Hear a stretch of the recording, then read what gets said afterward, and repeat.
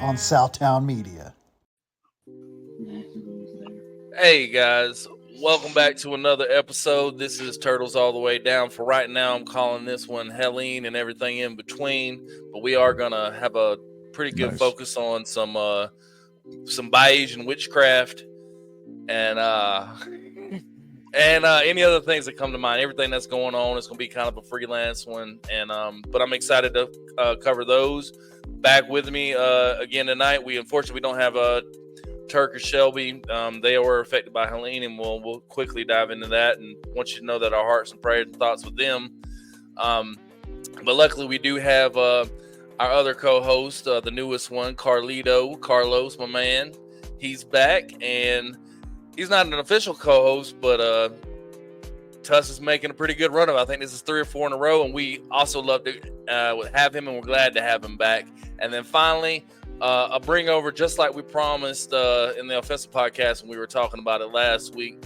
We brought back our good friend Jocelyn. She's Cajun, she's Asian, and probably bi, and that's cool. We love everybody here. If it ain't free, I'll buy it.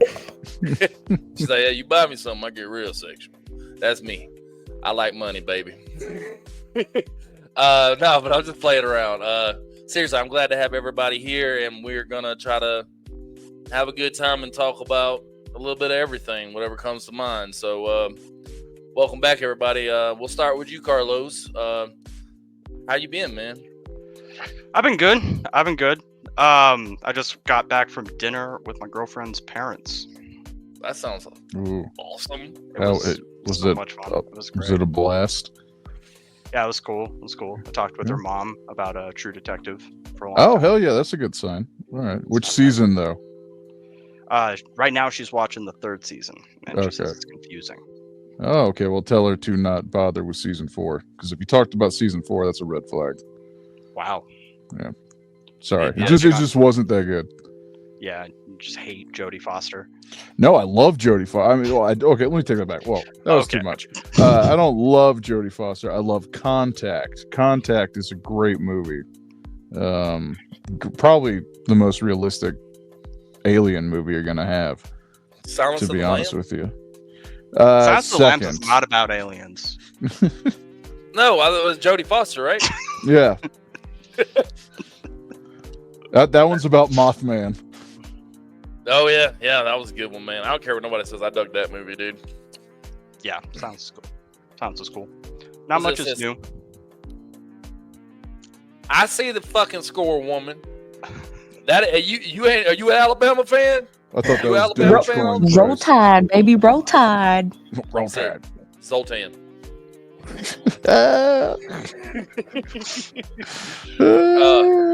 We gotta eventually do one on Scientology. I've been fucking with our buddy Nick real hard about that one. I know it's dangerous because we can get infiltrated.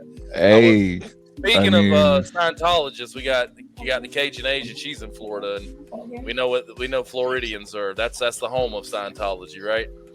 I guess. I've only been back for a couple weeks. No, it's not. It's L.A. You got all that cosmic spiritual energy coursing through your brain. The peninsula itself is an antenna. Yeah. Jocelyn's good friends with Tom Cruise. Hell yeah. Oh, no. Good buddies. Tom Cruise is good friends with you, too, whether you want to or not. You're being glib. No, the origin of Scientology in Clearwater, Florida, right? Isn't that no, it's L. Ron Hubbard. What is it? Yeah, but it started in Clearwater, Florida. Was that where the first church was? I believe that's right. That sounds right. Well, so what I know of it is that L. Ron Hubbard was naval intelligence. No. It started in Clearwater. No shit, really? Yeah. Yeah. Huh. I watched a couple of those. The chick from King of Queen. I can't remember her name, but I always had the hots for her. But apparently she was involved with Scientology. Yeah, that's the point I'm trying to get to with that. Well, L. Ron Hubbard was naval intelligence. A lot of people thought that he was still undercover for the majority of his life, but he started off writing science fiction, and he was in California. I'm pretty sure like their main headquarters now is in L.A., But he was roommates with Jack Parsons, who was the founder of JPL, which is Jet Propulsion's laboratory, and he helped project Alan Parsons project. No, wait. You say Alan Parsons? Yeah, you just kind of cut out. Sorry. No, Jack Parsons. He created but maybe the rocket he was brothers fuel. with that. Okay, but he could have created the band too. No, this is different people. I appreciate A for effort. No, Jack Parsons created the rocket fuel for the early programs at NASA, and he's got a crater on the moon named after him. But he was also into all kinds of occultism and was kind of supposed to take over the Thelemic tradition that Aleister Crowley created. He was kind of like Crowley's right-hand man in the States. And L. Ron Hubbard, who created Scientology and wrote Dianetics, he was kind of hanging around in Jack Parsons' periphery and got in close with him. And then Crowley was even like, be careful around this guy. I don't know about this guy. So L. Ron Hubbard was definitely a shady guy, but you got to be extremely shady for someone like Aleister Crowley to be like, watch out. And on top of all of that, he's dead. He is dead. All three of those guys are dead. Yeah, that was a long time ago. Wait, I'm still upset because I found out that everybody in the Wizard of Oz has passed away. That was so devastating today. I couldn't believe it. I can't believe their families are going through. Tuss is doing a callback joke because I had one of the kids say to me, she's like, those little people, referring to the midgets on Wizard of Oz, they're all dead. And I'm like, yeah, that movie was made like the 1930s. They should be dead. That movie came out like a fucking century ago. I thought, dude, you could ask us almost verbatim. I said the same shit. I was like, that movie's almost 100 years old. They all should be dead. If there's someone still alive, that is fucking intriguing. And after that, I was like, hey, did you know everyone in the Titanic's dead? Yeah. I almost jumped in and said, hey, that guy swinging in the background in the forest scenes? Yeah, he's probably dead. Oh man, we could do a whole episode on the whole Wizard of Oz conspiracy theory because I love that shit. But unfortunately, some of it's not as, at least what I've read and researched, is not as true as you want to believe. About the guy that the hung himself, killed himself. Yeah, that's a miss. At least there's a lot of evidence that wasn't the case. Because I know it sounds morbid, but the fucked up part of me kind of wanted that to be true for some reason. Like, that'd be so dark. Yeah, I think everybody's got that a little bit when it comes to especially like such important movies as that. It adds more gravity to them. Zeitgeists, people love to tear them down. Yeah, well, there's enough weird shit with the guy that wrote The Wizard of Oz also. Like, there's a bunch of books. Like, that's a whole series. And I think Frank L. Baum, I think was his name. Yeah, I read the first two books. They're pretty good. Yeah, were they good or weird? No, they were sick. They actually made me realize that the Wizard of Oz movie kind of lacks creative vision, and I think they played it too safe. That book is so much cooler than that movie. He was scratch my head. He was big into theosophy and also claimed that like he channeled those books. Like he didn't really sit down and plan anything out. He just sat down and what is happening? Yeah, that's right. We're transitioning to fans, and for $3, Jocelyn get her hair stroked. It's my sister scratching my head. Scalp massage OnlyFans, that would be new territory. Hey, that's right. It's not that. Hey, everybody! My sister is gonna pop in and say hello. Hi. Hey, how you doing? Hello. Try Asian. Yeah, hey, and that's for you fellas out there. That's right, OnlyFans, double the action. You gotta hustle, man. Watch her scalp get caressed so gently by her sister. All right, guys, you like it. What would be a good conspiracy topic? Yeah. What country do you guys think we should invade next? Oh God, Canada. I think we should invade the polar circle and just maintain on the North Pole. Just maintain presence there. I agree. Santa's gone too far. We got to take it down. He's like our Listen. generation's Saddam. Listen, my kids need Essentially. Santa. They need Santa. That's what they said about Saddam. But they don't need the elves. We can get the elves. Carl's done we need disappeared. Saddam to help quell everything in the region.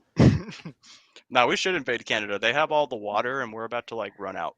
And That'd be maple cool. syrup. I'm more Yeah. interested in water. I'm set on maple syrup. I don't bathe with syrup. I mean, You to each don't? their own. No, I guess I do. I That's 'cause I'm not will Canadian. on OnlyFans. Oh, I God. will if you pay me. What was that? Give me a gallon of syrup. Scalp Maple massage and syrup showers. That's gonna be the title. That's gonna be the Kelsey. Diddy headline next week. I feel so mapley. Boy, I'm gonna get 1,000 gallons of fucking maple syrup, bro. Oh man! I'm glad you- me a It's gonna be sticky. So, yeah, speaking of other people who have 1,000 gallons of different things, so new information. New Fucking information what? about I'm Diddy. sorry. Oh, okay, all right. I'm sorry. I thought this was The someone lube, like guys. The lube, IRL that dude. we Hey, know or listen, something. we God. already talked about this in the last podcast. But new shit has come to light. I know. And it will continue to come to light until this trial is over. It'll keep Mhm. going. It'll keep going. It'll keep building up. But It's this got a lot of is momentum. a whole different podcast. But Justin Bieber was involved, Jocelyn. Yeah. You think I give a shit? I That's do his own- because part of me was wondering, real quick, just hear me out. Part of me was wondering, Tusk already heard this earlier, but was wondering like when Justin Bieber was like, Diddy, no. Yeah. Oh, he did. He did. Yeah, he did. And then Usher was in there and he was like, hey man, you got it bad. Or You got it. You got it bad. I saw something that Diddy was like trying to get after Bieber for the longest time, like management wise, and whatever managers that Bieber had kept, telling him to buzz off essentially. Well, did you see that And- video with Mike Tyson? Yeah, where he's Fucking moved moved his over a hand. little bit. Yeah. He moved his yeah. fucking hand away from his leg. He's like, Good on I don't Mike. think so. That's the real big Mike right there. Mike I mean- Tyson. Mike Tyson. Mike Tyson. Tyson. Yeah, I don't want Mike Tyson wanting to kick my ass. So He's gonna kick our ass so bad. I heard P. Diddy used his like Bond villain like connections to pressure Congress into trying to get Tupac unpersoned, like his birth records and his death in the sea. Cut out. Your shit. Oh no, they're Oh, they're cutting no! you out. They heard you. They heard you me! spilling the beans. The feds are coming for you. I hadn't heard I that. can't Is that say true? it again. I can't say it again. I can't say it again. Well, Nope. Mike Tyson. Mike just Tyson blink said once you for really yes fucked and up. twice for no. Is that true? Good enough. Can you guys hear me, or is it still fucked up? Yeah. No, it's What good. the hell happened to me? The They feds, must man. know. They must know, dude. I got Edward Snowden, man. Oh man. I'm You gonna have got to flee to snowed. Moscow. Carlos, you know So- too much, dude. Yeah, I know this too podcast much. is called Haleen and Everything in Between. Because I was in the That's middle the of episode title, not the podcast. Podcast is that. The turtles, episode title, turtles yes. all But the way down. yeah. Well, the episode. You know what I meant. I'm drunk, dude. Hell yeah. And real quick, no. OnlyFans, you can see more. at Asian J 420. She's bi. She's Asian. She's Cajun. She's raging. She wants to get her head I'm gonna massaged. put it on my background. The raging Cajun Asian. Put the Yeah. Canadian Hell flag yeah. too, though. Lots of maple syrup, y'all. All of those I- descriptors with the listen, I Canadian need- flag. I need y'all to buy me a whole bunch of maple syrup if you want this content, bro. Girl, you'll be rich beyond your wildest dreams. You don't even know. Yeah, the Oh, more anyway. you build to a niche, the more money you make. Oh, Yeah. dude. It's just something about syrup and Asian Cajuns. Well, dude, Uh, look how sunburnt my shoulder is. It's because you don't got There's enough a- syrup on. I know. I Yeah, put that sunscreen helped. on today, and I just had to put. I should have put syrup on. Could have been tan like SpongeBob. There was some town like back in the early 1900s, I think, that completely got taken over by molasses, which is practically syrup. Like they That had like was a molasses Boston. That factory. was Yeah, it was, that Great was was it Molasses Boston? Flood of 1919. I once Yeah. spent a month straight doing research on the Great Molasses Flood of Boston of 1919. It was It was listened to a Boston. couple- horrific. It was It horrific. killed people. It You killed have people. no Yeah. idea. People don't understand how big this fucking tank was. They were storing this molasses because they were using it to make ethanol to make munitions for World War One. It was like Wow. 3 a waste of million molasses, bro. gallons. No, it's the most valuable molasses. I it's ever mean, had. yeah. Sugar has No, I know never what you been mean, so but like, I profitable. would have used And- it for other things. For OnlyFans. Yeah, you would use it for OnlyFans.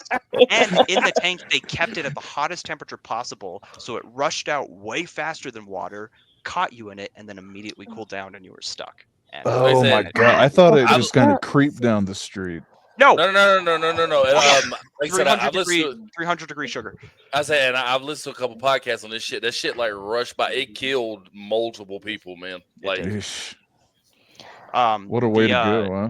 They ended up having to just try to hose down as much of the streets with warm water as they could for several months afterwards. But ultimately, it just rushed all the sugar crystals down into the fucking bay, and the bay was sweet for years. Carlos, right there on your face, man. Dude, I know, man. You know, I can see the red dot on my fucking head too, coming in through my window. Like, They're gonna send Xenu after you. Alright, let's get Your into Thetan this levels witchcraft, are off. bro. You have, wait, does you have that too mean many that Thetans. does that mean that the Church of Scientology is protecting Diddy? Probably. I Yeah. think Diddy had his own side operation. There's There's probably a some reason- overlap though. Oh, hey, because I bet Ashton Diddy's Kutcher from and Mila space. Kunis. I bet P Diddy's from space. Oh yeah. No, He's well, a fugitive.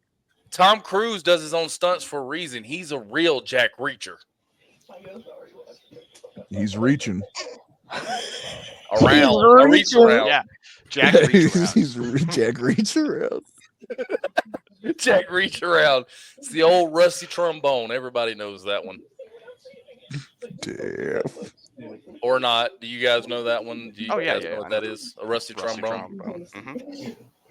Do you know what that is, Jocelyn? I don't fucking know, dude. I'm trying to Well, just you're talk gonna about my have to witchcraft explain shit. it. Okay, so I pants Oh, around the boy, ankles, ain't you're nobody- standing in the back. I'm just kidding. no, hey, yeah. I don't want to hear it. I Oh don't yeah, wanna hear okay. it. So you spread and Go ahead, Carlos. I No, love no. it. I'm sorry. I'm trying to do two things at once. No. What What? Kelsey wants me to tell you is that you just spread the cheeks, you swipe the tongue like a credit card, and you play the trombone at the same time. Maybe you blow and make Yeah. raspberries. Is that Oh, really Yeah, how it no, like a goes? trombone Time for noise. Cajun Asian to head out. No, this is. Oh yeah, Cajun Asian's heading out. Bye, y'all. No, hey, come on back. We were just explaining, the nature of love making and different things. That's there ain't nobody touching my butthole. No, you're doing the butthole touching. I'm not touching nobody's butthole, bruh. You can't do you have to give it to a guy. That's the part of a rusty trombone. Oh Uh, man, A lot of people blow don't know the Gotta get origins this of rusty witchcraft. A trombone lot on. of it is butthole touching. So It started from It is. I didn't No. know that. No, No, I wasn't it's just- expecting that angle. that was he fake said that's news. how you I'm get big sorry. guy. Yeah, please Fake- throw that comment up. What the hell is even that? Yeah, right. Yeah. It's like he came in and he said, like, you know who invented hockey? The gay community. Like, I don't know if that's true. They did. They did? What? Where do you think HE double hockey sticks come from? science. The gay people made that up? Yeah. No way. No way. When the Yeah. gay people have ever created anything. No No art. They've No ruined Broadway everything. musicals. Name one Broadway art. Fucking all of them, probably. Jesus Christ, what? What are you sipping on over there, Kelsey? I beer, but I'm trying to think. What? No, what are you sipping I on? know that. Bud Light Lime, Syrup. That's Bud syrup. Lime, that Syrup. Colorado shit. Syrup. No, this is American. It's Budweiser. You got Which is that German lean. for American beer. Well, we got Budweiser down here because that's our factory down here. Because y'all have Coors. First of all, Yeah, it's funny, Georgia we has actually have Budweiser one too. Ain't nobody give a fuck about Georgia. Okay. We actually Fuck have a them Budweiser. dogs. We have a big Budweiser factory in Colorado also. Oh, so there and you the go. Coors There- factory. What's there the you score go. now, babe? Colorado, 1, Florida, -. Garbage. Yeah, fuck you. Hey, I ain't even trying. I ain't worried about that right now. We talking about conspiracies, woman. We talking about your Asian witchcraft. All right. Well, I'm trying to get on it because I'm trying to hop off so I can spend time with my Transition. That's family. how I do this shit. Talk about it. Talk about it. All right. What are we trying to get into? Like, what specific topic tonight? Like, Well, how'd you find your way into it then? How much Um, acid did to you the take to see topics. auras of people? Yeah, did you like have to go find a witch and ask him how to teach you, or were you like approached by a Is it coven? passed down? Yeah. Is it generational witchcraft? It's generational. Ah. Oh, that actually. All right. I was playing around before, but yeah. Tell us about. Well, tell us about. What do you know about the history of the origin of it? There's a whole lot with like Good me and my news. sister's family. Good news. We're on a podcast. That's what that's for. Yeah, I understand it, but like this, it's just so deep into it. Like I could talk hours for it, and I don't got time for all that. All right. Well, give us a generalization. So we were part of the what is it, the Salem, the whole Salem shit that happened. Yeah, is your Salem. family from that region? Yes. Okay, Yeah. so I That's was going to bought- ask, like generationally, what is the context of it just within your family, right? Yeah. Because like I'm sure you tell people that, and then they have some preconceived notion of what that means, witchcraft, and whether it's a positive or a negative bias. It's a bias at all. So there's What if you met someone who had never heard of witchcraft at all, and you were explaining it to someone with a clean slate with no predetermined biases? Oh. What would you say? How would you describe it to that person? See, that's kind of hard because I don't really interact with people like that. So I wouldn't even know how to explain to somebody who doesn't know anything about it. Well, what if it was like a child, like a kindergartner? Well, my kids, they're already intuitive to that kind of stuff. So Yeah, but Okay, like a different well, child. That's I my don't know. question. So it's How was it explained generational. to you? It's generational, familial. You guys have like family familiars. You know, do you see the auras? Most people just So- call that sensitive. You know. it is sensitive, but I'm also medium as well. Okay. You channel stuff. Yes.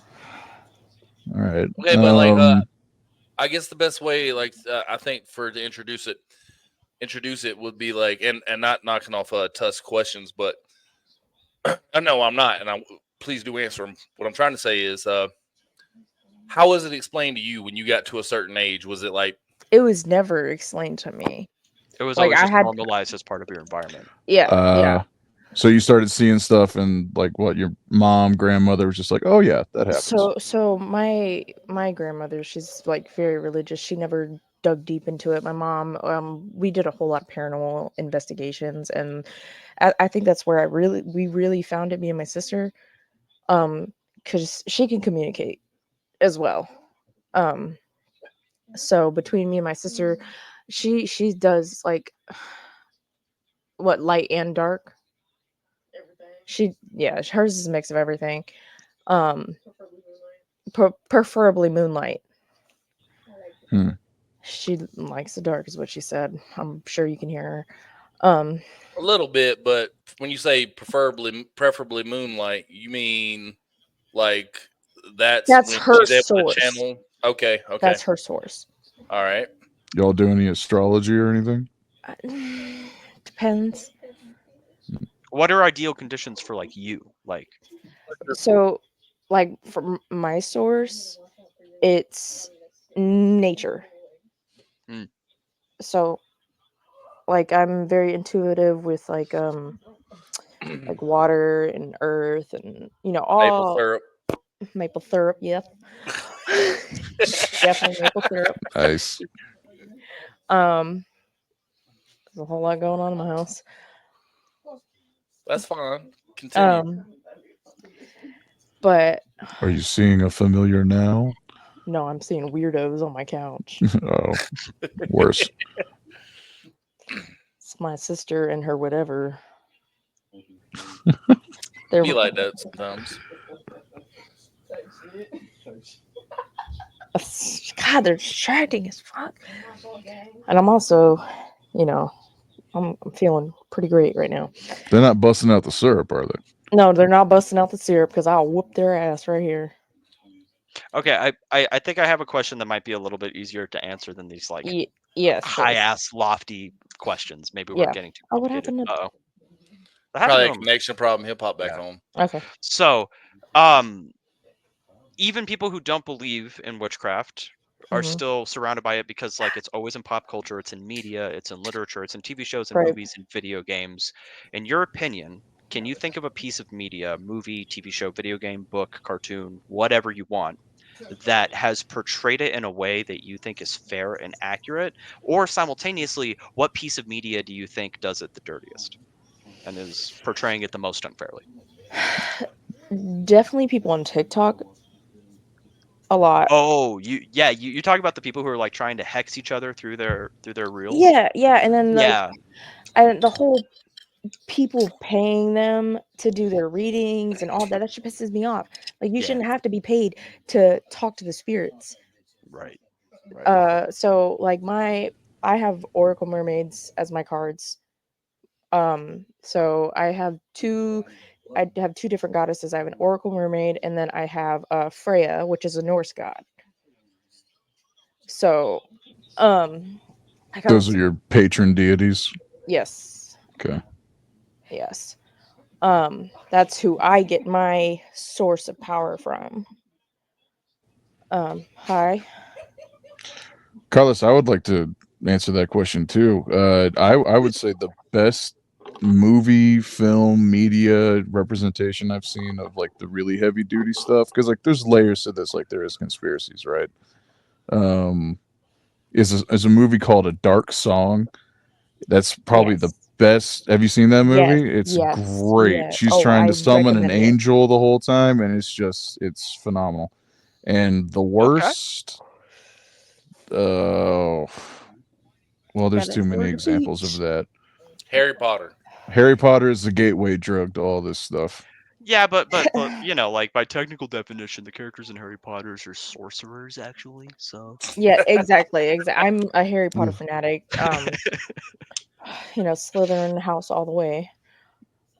Why y'all keep looking at me? I'm trying to do this podcast. You like you would murder somebody. I'm plotting. With just syrup. saying, you got to be careful with Slytherins because Slytherins end up like stockbrokers and shit. Listen, Bro, I don't. bro, okay, I got a theory about that too. I think so Jocelyn may know this.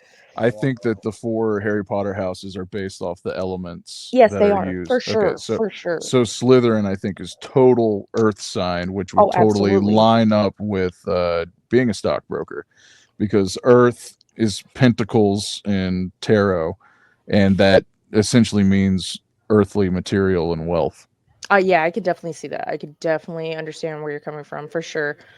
And then we have, Hufflepuff and then Gryffindor and then Ravenclaw. Yeah. Say Hufflepuff is water, Gryffindor is fire, and Ravenclaw is air. I would say What yeah. What do you guys think about the movie, the Robert Eggers film, The Witch? Oh, it was good. I like that movie, bro. Because I I was was so actually good. slow about it. I It was really like good. that movie, but I'm watching it from an outsider Yeah, perspective. for Like, sure. It's concerning. Like I'm concerned about all this media throwing out the more dark aspects of this stuff over the past couple of years. Like they're really pushing it. And I've done a lot of research into the occult over the years and dabbled myself, and I would tell people to really not do it Oh unless damn, you I look good. don't get too deep into it unless you plan on losing your mind a little bit, This because it comment right can. here is what definitely piqued my. Yeah, that's not how that works. Sorry, That is yeah. absolutely not how that works. Yeah, That's irritating. Like there's so many people God. that's no falsifying. bueno. That's no good. Oh, I would love to prosecute that case, dude. I could tear that shit up in the courtroom. Oh, I'd be like, absolutely. like, show the room what you did with the cards. No, come on, do it again. This one, and this one. Yeah, you don't even know Your what you're talking Honor, you about. can clearly see. No, you don't even need to make an argument. As they're flipping cards, you just need to make incredulous looks to the jury, like Jim in The Office would be like, "See this shit?" Like, Well, if the reader Nice. pronounces tarot tarot, that's pretty a good indicator that they're a charlatan. Orange fish? What? What's up, Um, Adam? I appreciate you, man, checking us out, man. And by the way, this is more specifically our It's a conspiracy podcast that we do on the side. But Adam, you're welcome on here anytime you want to talk conspiracy, dude. I don't know if that's your wheelhouse, but She wiped her ass with the paperwork from court. What? Hell yeah. Oh, So there was a woman who used tarot cards to falsely accuse a professor of committing a murder and a university who is currently being sued, which is not how that works. It's not. Tarot explains past, present, and future, what it's going, it's like portraying it. Yeah, But I it's feel like you can't ask your tarot cards like, "Where did I leave my keys?" Right? no, Like no, those no, no, no, type of no. questions. It's Yeah, yeah. detailed on how our spirits and what we see you as a person and what we know. Um, that's my cards. They're in Colorado. I have to get a new set. yeah. So Readings are much more distance. generalized because it's based But on a they could lot be of old very symbology. oh, absolutely. But they could be very detailed and very so like my sister did a reading on me because we swapped readings. Hers was so detailed about me that it made me cry. I have never cried like that over a reading in a long time. Like I was bawling because it was so accurate. can I ask you a question real quick? Yeah, for sure. And this is just playing the devil's advocate. And and by the way, I've had experiences, so this is not me going one way or the other. But like I said, because of the show, like I said, playing the devil's advocate, we do acknowledge there's a lot of, and obviously from things we were saying earlier, there are a lot of like fake things out there, right? Oh, absolutely, yes. And fake people that are just scamming and doing that. Um, and like I said, once again, all due respect and asking, because I'm not saying I'm not a believer, because I'm on the fence.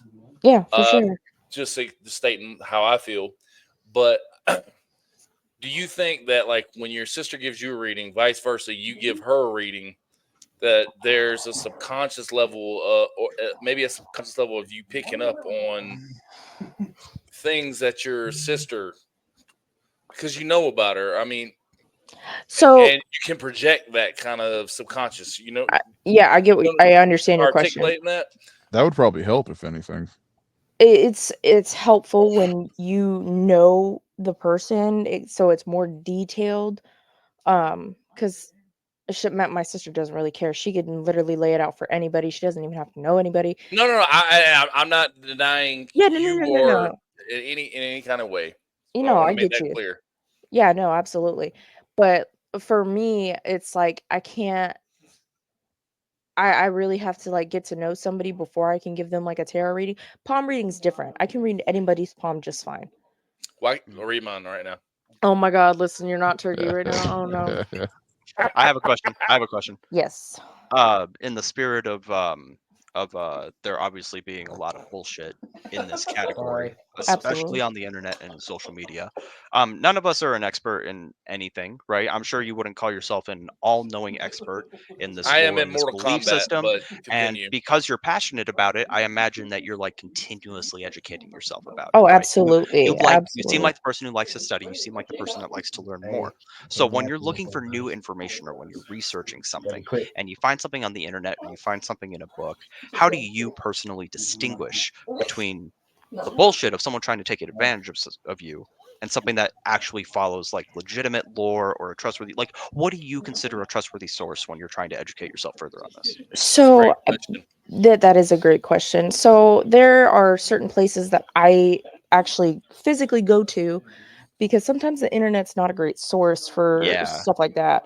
having a physical So location's got to be big. there is this place called 2133. There is a place here in Jacksonville called Earth Gifts, and all the people in there are very spiritual in their own mindset, have their own what do you call it, their own aura, own energy there. So, and it's really, when I look for stuff, it's very an intimate reaction. Yeah. So there's a lot of instinct, right? Like you Yeah. get a feel looking at something. Yeah, Is so this okay? so when with my cards, like the tarot cards that I have, my Oracle Mermaids, Right. I was in Colorado when I got that deck. It there wasn't a whole lot of cards speaking to me. Where'd you get it at? Did you get it at Ritual Craft? I'm trying to remember where. It's off of I think Wadsworth, like towards kind of like Edwards meets off of Wheat Ridge. Okay. That's Just pretty curious, close just to curious. Ritual Craft, isn't it? Like No, Ritual Craft's it's like 44th and Kipling. it's a whole 44th nother. and Wads. Okay, it's No, around there. Yeah. it's another one. I just don't remember what it was called. Like it was just like I Black and red. googled.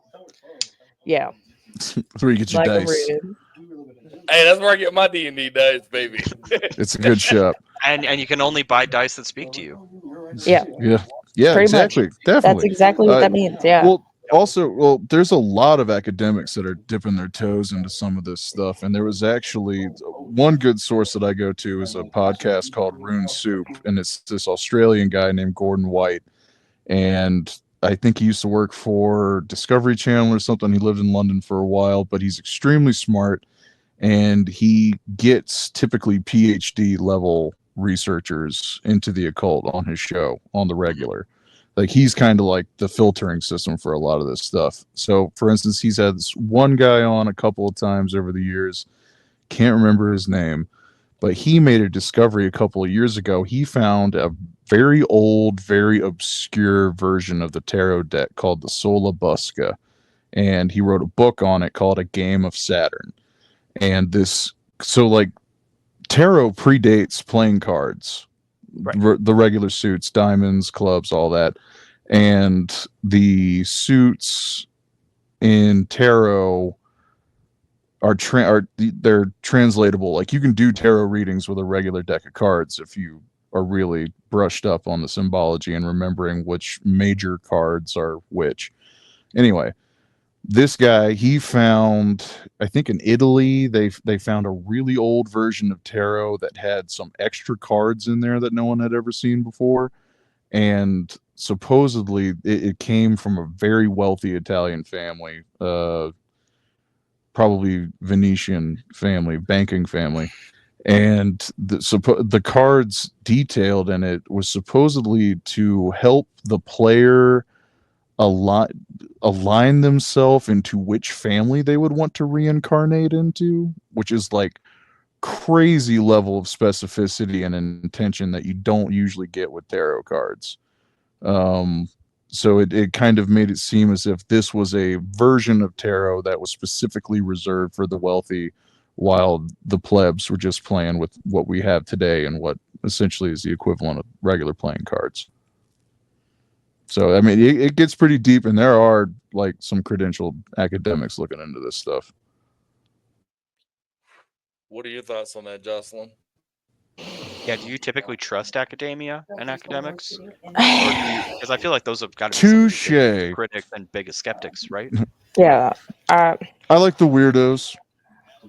Sure. Because they're they're not getting thrown grants and all kinds of funding. They're working on the fringes. But to just kind of like boomerang Kelsey's question, like, are there researchers out there that you can point to and say, like, yeah, this is actually, I could believe what this person has to say if they want to. Yeah, are there authors that you really like? Are there people like that? Yeah, there are. Go ahead. It kind of reminds. No, you're good, dude. It kind of reminds me of like when it comes to like early Christianity, or not even that, but like Judaism, and technically, I guess within any religion, there's like if you know what Gnosticism is. Hell yeah! It kind of reminds me of a version of that where it's like there's a tarot cards that everyone can play with. However, there is a more sophisticated, deeper meaning, deeper meaning, secret set of cards, like, or not necessarily a secret set of cards, but a deeper understanding of the cards that could be that's only privy to a certain elite set of people or group of people or whatever the case may be. Yeah, or even the meanings behind a lot of the cards. They've got multiple meanings. Each one they can be interpreted like upteenth different ways. The guy that wrote that book, The Game of Saturn, his name is Peter Mark Adams. If you want to check that out, Yeah, I don't plug know. it, man. He checks out. What are your thoughts, Jocelyn? Who was it again? I'm too drunk to taste this chicken. Literally. His name was Peter Mark Adams. Oh, okay. Yeah. That's a good source. So I really don't really like to dive into authors or anything like that. I'll grab a book here or two there from like for certain things I want to educate myself on, like moon magic, because there's a lot of moon properties that I can use. Okay, hey, real quick, Jocelyn. I like I said, I know you're too drunk to taste this chicken, but what we were going over there for a second, and I know you got a crowded house on a serious note because I was joking just a moment ago, but do you feel like there's a level of Gnosticism when it comes to tarot cards and being a medium, and more specifically, what I mean by that, because I know Gnosticism is a clouded word with clouded definition as a whole. I mean, like a secret level that's You mean Gnosis? yeah. Yeah. Like Well, there's Gnosis is intuiting. Yeah, so like an elite level, like a higher understanding that's left out for most people. Yeah. absolutely. Not everybody is educated on it. They just like to just get their views and get their fame and whatever, just to be a medium. But one of the mediums that I trust completely is Teresa Caputo, because she's amazing. Like, what fucking Gotta look her up. she is that. I That think she's from bitch. Yeah, that bitch. She's an American psychic. She's on TLC reality TV. Um, even though she's on that, like her sources are, I have had a reading done by her. I've had, she's been in contact with spirits for me that I haven't even been in contact with myself. Like it broke me down to hear from those people. Like she does private sessions. I mean, yeah, she makes her money from that, and that's okay. Because she's been doing it forever. So she's one of the sources that I do trust. Like for anybody to be charging. So that's one of the sources that I would like push on to people is go watch her on TLC. Could you, okay, on the opposite end of that spectrum, could you name out any fakes, or could you give us tips to name Okay. out fakes? Yeah, please. So I want the dirt from within the community. So I love Ghost Adventures, okay? But I know a bunch of their bullshit is fucking garbage and fake. Because I can see this shit for myself. I can feed off that energy.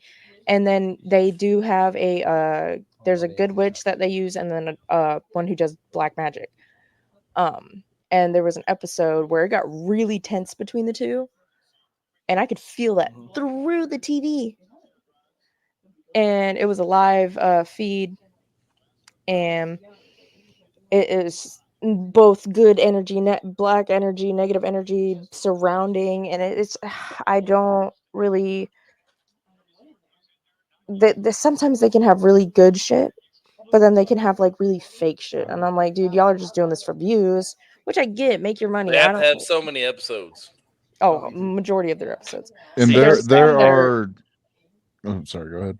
I was gonna say I don't think there's a reality show that does all fake or some fake and some legit. Like if a reality show is willing to fake one of their episodes, it immediately calls into question all of their. Oh, absolutely. And there's like they get skeptics on their show a lot, and then they all of a sudden believe what? Yeah, that's convenient, right? It's hard to Ooh, convince I people. believe They in turn children. every single one, Every single 100%. You just wouldn't believe reality television is like a rule of thumb, kind of. Yeah, Yeah. that's Especially when it comes to the supernatural. I think the bulk of ghost shows are dog shit. I think the bulk of Bigfoot shows are dog shit. Yeah. I really have a hard Bigfoot time. is real. I think Bigfoot's whether or real, not but the shows are dog shit. yeah, I was gonna Oh, say whether or not absolutely. Bigfoot's real, it does not change the fact that those guys, with like the guns and the walkie-talkies, they're not doing shit. Well, They're that's yelling also at each other through that's the bushes. low. Like, come on. Well, Yeah, that's fuck low the first level. Oak Island. It's conspiratainment. It's conspiratainment, right? There's Yeah. conspiracy theory, conspiratainment, conspira religion. Oh, fuck, I can't remember.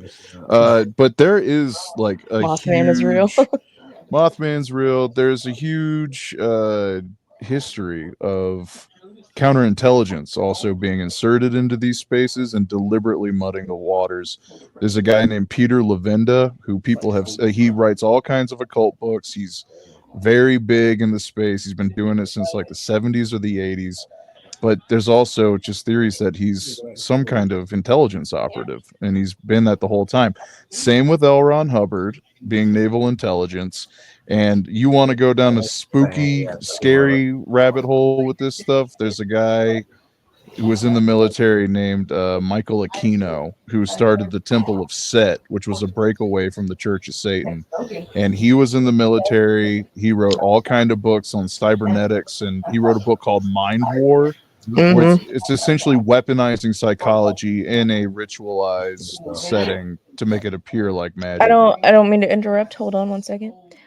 I'm about to hop off because I have company and I'm not trying to be rude. That's funny. I also need to hop off, so that's perfect timing. That's all right. Beautiful, That's all right, beautiful. guys. Yeah, we'll definitely get more into everything. The next turtles all the way down. All the way. What is this called? All the way down. Yeah, It's called Uncle congratulations to be on Kelsey's the Fun show, Basement. asshole. Oh my Yeah, God. you've been on the show for almost an hour and you don't know the name of the fucking title. Congratulations, Florida. Get with the program. Listen, Hi, Asian. my dad's trying to convert me to Georgia, and it's Hey, you ought getting to. close. You No, might don't win do it. sometime. I don't know what his game with Alabama. Hey, UGA. Hey. No, November 2nd. November 2nd, bro. That's Yeah, the we'll Florida Georgia see. game. I'm finna have a party too. And that's where you're going to turn. I am with my dad. All right. Hey, me and You're coming over. unless Tusk has a different idea, I think me and Tusk will continue the show. But Oh hell no.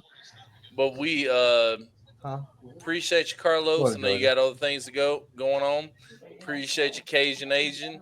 Oh, we coming back though. Love having y'all, man, and hopefully we'll have Jocelyn back because I think Turkey, especially Turkey, and then my brother would love to pick your brain about a couple things. Oh, absolutely. I'm completely okay with that. Yeah, for sure. I would love to have all those kinds of questions when I'm not in the state that I'm in. No, I get it. Like I said, and I feel like they will definitely have a whole lot of questions for you. Like I said, on top of that, Carlos is one of our main co-hosts. So I'm female co-host. It's okay. No, I'm just kidding. Hey, we can look into that down the road. Absolutely, absolutely. Let me get in a couple shows. Yeah, let's get used to it. All right. Yeah, for sure. It's got, especially with me being the first female that joined, and then Adeline joined.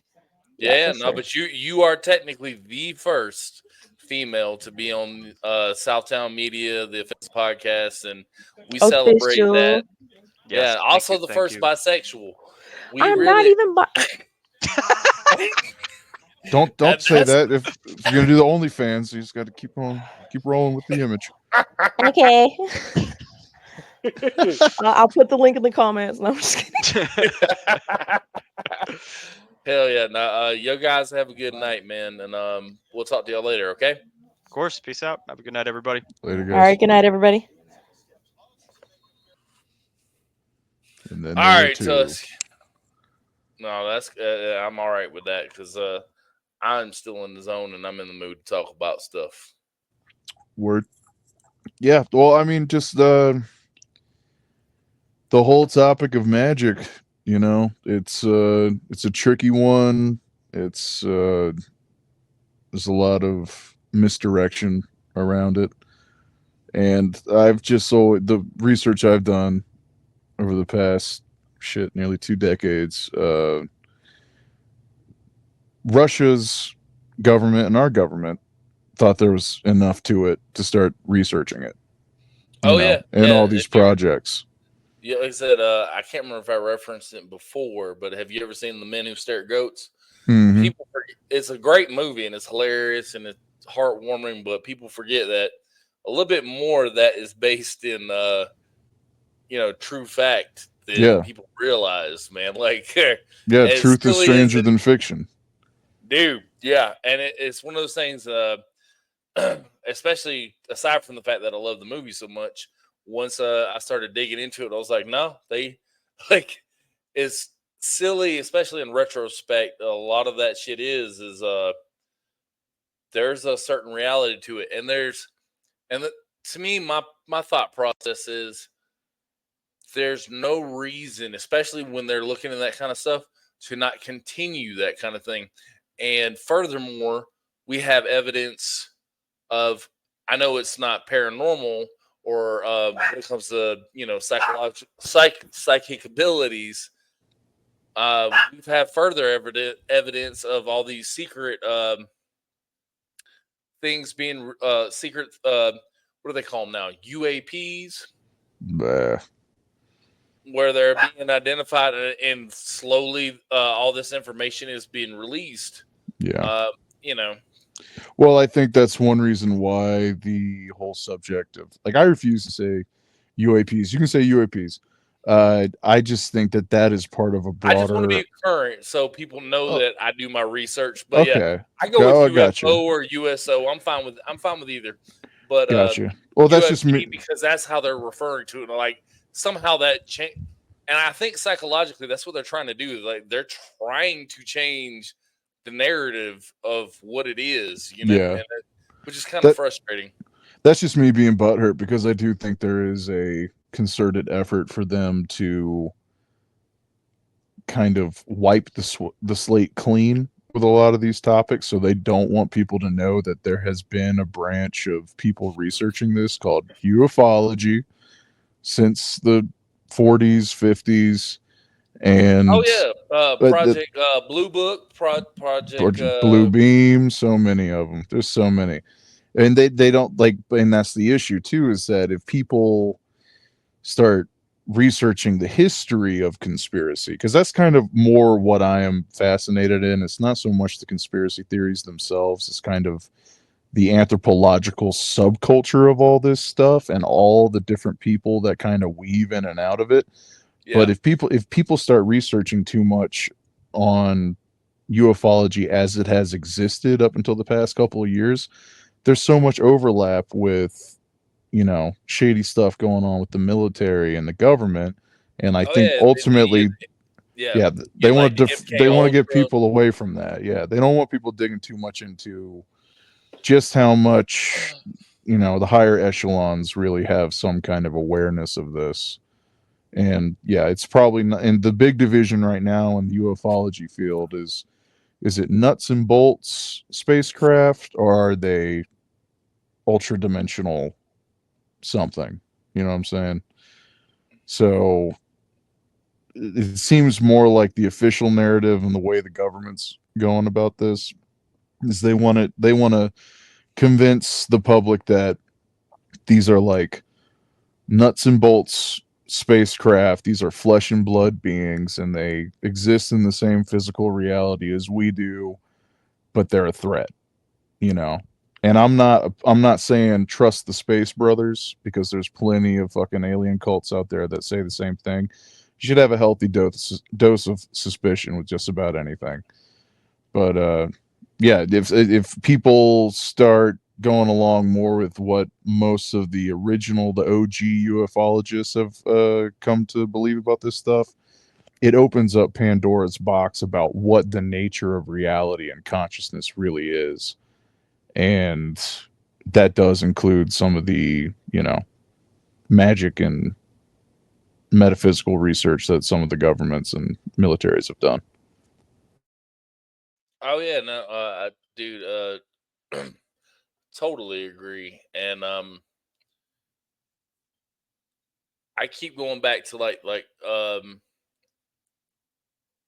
what you kind of, you got into there for a second, and it's like with the phraseology when they're changing, like from UFO to USO, to which those are two separate entities, Yeah, but they're putting a UA, lot of emphasis on USOs these days. yeah, like, dude, I feel like that shit's come out the blue, because out of all the shit I've watched, I really hadn't heard a whole lot about USOs. I feel like that's something that's kind of popped out of nowhere. And They're talking about it in Congress. I mean, it's a weird pairing. This is something that I've heard dark journalists talk about. Everybody check out Dark Journalist. He goes live on Friday. Is Marco Rubio, who ran okay, for president. He's run for president. I think I remember maybe him. 2 cycles. Trump called him Little Marco. Yeah. That was his nickname for him. But no, Marco Rubio and a lady politician, I cannot remember her name, but she's a Democrat.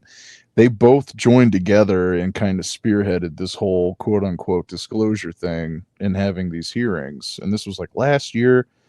And again, with everything going on, people are barely even paying attention. So I think that, they expected this to have a lot more cultural impact than it actually is having. I think maybe their plans of turning everyone into nihilistic narcissists has worked too well because no one cares anymore, essentially. Dude, that's kind of where I'm at, man. Like, dude, literally, like, and that was kind of the bane of what I was trying to get into and ask you about, like, and bring up, was like, do you think, like, literally, like, the changing of the phrases from UFO, USO to UAP, and then the way they're going about it, was just like that, like, the name change in itself really isn't that big a deal if you know what you're looking at and what that means. Mhm. But, like, for like most of your people who are either skeptics or, like I said, they're like narcissistic nihilists, it's almost like softening, um by changing that, like, it's very subtle, but it's like subtly changing the narrative of letting this information out, so they, it's almost like an insurance policy, like, hey, we told you. But at the same time, like, trying to give people a different perspective about controversies and things that are going on behind our backs that we've known about for almost 80, 90 years. Yeah. They're trying to reframe how people think about it. And if they can do that, then they can tell you anything. And it doesn't matter if what they tell you is bunk or not. Because Like the I've naming of heard. UAP is a bigger deal than people realize. Like, I know it sounds slight, but it's not. Yeah. I don't know if they're, because it almost seems like UAP would be a more, like it checks out. It makes sense. It seems like it would be a more accurate descriptor of the phenomenon that people are experiencing. But it still seems like they're trying to take it in a route of it's military. This is a threat. So like Carlos asked earlier, like, what country are we invading next? And I don't doubt that's going to happen, but eventually they're going to be talking about space. They're Oh, talking about weaponizing space. Trump created the Space Force. That was kind of a move to get all that information back underneath the executive branch of control because it hadn't been for the longest time. Like I've heard this repeated a couple of times over the years, but there's a couple of levels of top secret above presidential clearance. oh yeah, oh And yeah. there's a story supposedly that like Jimmy Carter got read in on this stuff and he wept, like, because Jimmy Carter's Southern Bible boy, right? And he was pretty invested in all that. And George's the only president. Yep. So Georgia, he's special to us. the peanut farmer. Oh yeah. Yeah, I went to the Jimmy Carter Museum as a kid. Did you ever check that out? I never got to check it out, but like, yeah, especially I know you live and spent a good bit of time in Georgia. mhm. Yeah, but the man is revered. You talk to any old people, you No, would think that. he's a good president, dude, and like he maybe wasn't a good president. I know he got Great humanitarian, a great great person. humanitarian. What he did with his I agree. legacy is probably the best example of what you would want out of a statesman, you know, No, out I of agree. everyone I else that would we say had. It's after presidency, he was probably the greatest. yeah. No, he did great work. He did great work. The Still rest of them is. just He kind ain't of even seemed to dead yet. fuck off. Yeah. But No, yeah, he's getting my bad, close. sir. Go ahead. He's been in the news recently. He's not doing too good. But Yeah, no, but yeah, it's just they talk about the deep state. So many of these terms have become dirty words over the past couple years because of the, media effort to make it uncouth to be curious, essentially, right? yeah, dude. Um I've noticed that. Like that's the big thing. I mean, and not to say that it hasn't always, but like I don't know, dude. Because I've had this debate, right? If anyone's seen the movie, the one that the creator of Mike Judge, where he does Idiocracy, mhm. and a lot of people, especially this is back in the day, because obviously the movie's been out for quite a while. I I love Mike Judge, by the way. Smart dude, hilarious, very talented, Oh great yeah. writer, Seems like he but can write for any demographic. dude, yeah, Or he sticks to what he knows, and when he does that, he does exceptionally well. yeah. And when it comes to him, I remember when that movie Idiocracy first came out. I love the movie because it's hilarious, it's great. But I disagreed with the way that the world where he was projecting the way it's going. You're Because I'm talking like, about with the people that overpopulate and those that didn't yeah, yeah, at the right yeah, at the beginning. Yeah. Well, yeah. I mean, go ahead. Sorry. that was all depending on like when that movie was released. Because I agree with you totally. That's not. It's if anything, it's been maybe the inverse of that because again, that was under Bush, right? And Mhm. that to me was an op. Also, like Bush was kind of playing this bumbling country bumpkin, whenever he was, he had so many gaffes, right? That's not how he acts. Like I was listening to something recently, like that whole family is very controlled and they know what they're doing. They're kind of playing characters a lot of the time. So when during the two Bush administrations, there was kind of like a character assassination on people who seem kind of country, right? I mean, to this day, I think that Because that of an happens association now. with oh yeah, it's continued. It's definitely continued. If anything, it's more out in the open. But like that definitely was when because Hillary has called most of the Midwest flyover country. Like she Which is that's ironic because the bitch is, well, I don't know about her, but Bill Clinton's from Arkansas. So, right. but yeah, Exactly. They have they have a kind of disdain for regular working middle class people. It doesn't matter. It doesn't totally. matter if it's Americans, it's all over the world. There's just kind of this disdain for that. And the association of that's where you get the whole like Republicans are just dumb and backwater is because it's they kind of started that by associating that with Bush and the character that he was playing, not HW, the Bush the stupid. And it's more out in the open today, and it's a bit unfair because I don't think even Mike Judge could have predicted in Idiocracy that smart quote unquote well-to-do couple at the beginning that they show of the movie, like we're not having kids, we keep putting it off and putting it off. I don't think Mike Judge could have predicted that elements of the left would end up becoming just straight anti-family, anti-natal, don't have kids. So there's the anti-natalist movement and there's the pro-natalist movement, and they're definitely kind of seem to be drawn down party lines. But like, again, this is floating around. We're facing a population crisis coming up. Like, Yeah. it's not children of men. It's not some mysterious force that has stopped the human race from reproducing. It's the Western world has kind of just reached this point of comfort to where people are choosing not to procreate. And I think most people think that it's happening in a bubble, like, oh, it's just me, I'm the one friend out of the group or whatever. But no, it's actually pretty widespread, and we're going to have some issues coming up in the next 20 years, 20, 30 years.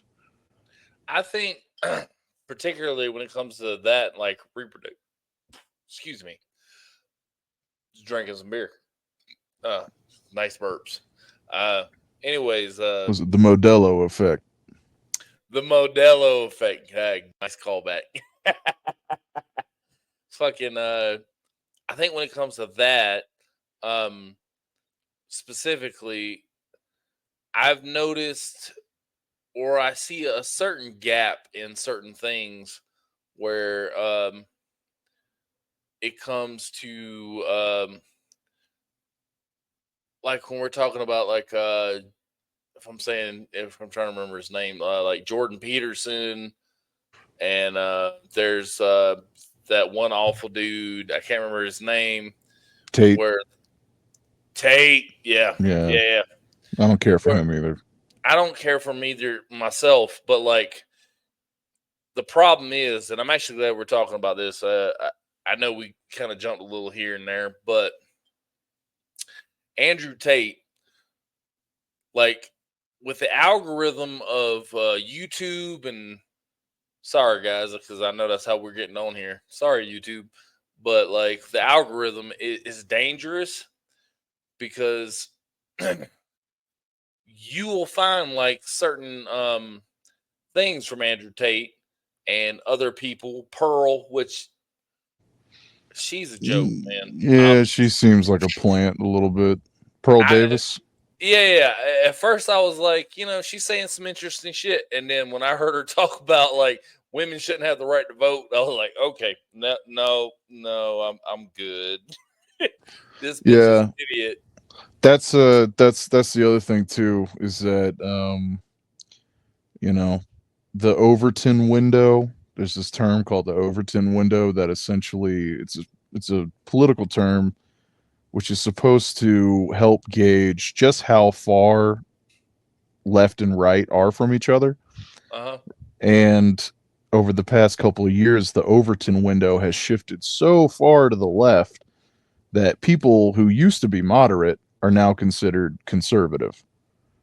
Like it's essentially you're either in the in group of this crazy progressive slide, or everyone else is a nationalist, because there's certain words YouTube again doesn't want to hear. And it's insane. So shit, what was my point with that? Damn it. No, it's all right. It's all right. I think we're trying to get at like I said, the shifts, and like I'm talking about from extreme right to extreme left. And not to say that extreme right is putting down women's rights, but it's like, oh right, that's what we were talking about. Yeah, so the Overton window has shifted so far to the left that like it's almost inviting a really hard right pushback that would be more of a populist thing. I don't know if I ever said it out loud or if it's even an actual thing, but I believe in like a pendulum kind of thing. Yeah. It's like once you go too hard left, then you have to go too hard right, and this shit starts getting. We just need a medium, man. Yeah, like I agree with you, but like the talking about taking away women's right to vote is too far. And saying something like that would have been universally declared stupid 10 years ago, but because things have been pushed so far to the left, people are now entertaining those thoughts. So, like, if the pendulum effect is real, and we've seen that over the centuries, like, you know, the, people got to be just more mindful about how hard you're pushing in either direction, because it'll, spiral out of control with the response. That's letting the cure be worse than the disease, essentially, is what happens in these very elevated moments of global stress, global and political stress. Yeah, exactly. Because dude, like when it comes into like the algorithm and the rotation of these, like Andrew Tate, certain Jordan Peterson things, and some of these other ones, you'll get stuff like where it's like they do acknowledge, which I think are reasonable, like problems, like where they highlight all these women, where they're like, "What's your husband supposed to make?"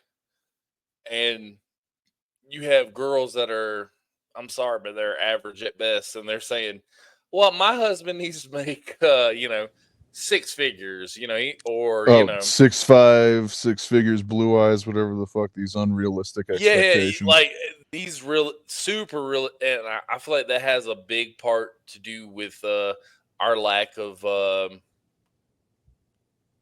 production or reproduction when it comes to kids and stuff. I think it's affecting us millennials and probably even after us Gen Z the Oh, it's most. definitely affecting them. They're hardly dating. Like, it's bad. It's whatever, however bad we thought we had it, it may be worse with them. And I mean, and that's what I'm saying is like these people will take a hold of that concept and just then it starts going on to like I said, the next part where it's like this straight disrespecting women, and you have this dumbass Pearl coming on there talking about women shouldn't vote. Like, I think she how does kind it of fell escalate off. to that? Yeah, well, Bro? it's well, also you got to think about, like, if Andrew Tate is so successful, and vitriolic, how is he still getting to so many people? And I do think they kind of game a lot of these movements out beforehand, and it's not really just like off the cuff. It's based upon, like, talking about how, like, yeah, there's tarot, and then there's regular playing cards. They're both kind of similar, but there's also secret versions that were available to other people. So, like, there's an art to managing a populace. There's an art to managing the rabble, right? And they've done it for centuries. Like, we weren't taught Latin in school. Their kids go to No. private schools and, you know, boarding schools where they learn strategy, they learn the important aspects of history, whereas we get a very diluted, set of operations as to how the world works. And, most of us are kind of operating on a fucked up guidebook. And Yeah. yeah, so they've there's a rhythm, there's a time and a rhythm and a beat to history, and they kind of control the metronome. uh and they, in quotes, because you have no idea who it is, but we got some indications, got some good ideas. Oh yeah. um Definitely people like Klaus Schwab and George Soros, and people up at that level. um yeah, it's fun. It's just Um, fun, man. It's so fun. I want to continue for a little bit longer. Hopefully that's okay with you, Tusk. But I Yeah. do have to go take a piss real quick. Okay. That's what happens in live podcasts, and I'm not afraid to go do that. I Okay. ain't Let like me turkey, see. love him to death, but I ain't pissing in a bottle. Oh my god. That's a What's callback joke you can use against him. the Huh? jug usage in Trailer Park Boys? Oh yeah, yeah. All right, I'll be right back. Hold on. Word. Maybe I can find some elevator music.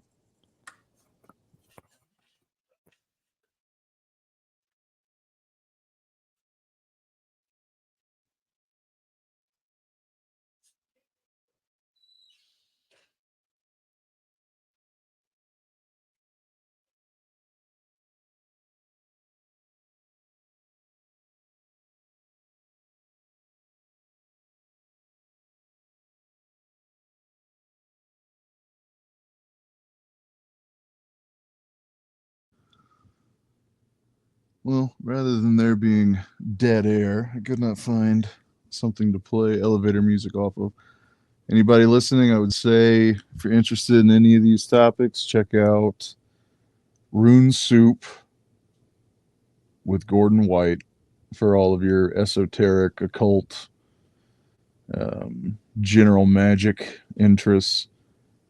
Check out Dark Journalist on YouTube for UFO, deep state, just shady connections. He also goes into the esoteric side a little bit, which a lot of this can be traced back to the New Age movement, which can be traced back to Theosophy.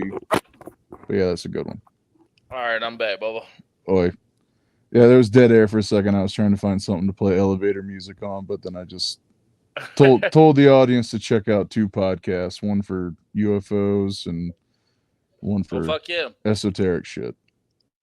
No, what do you think about?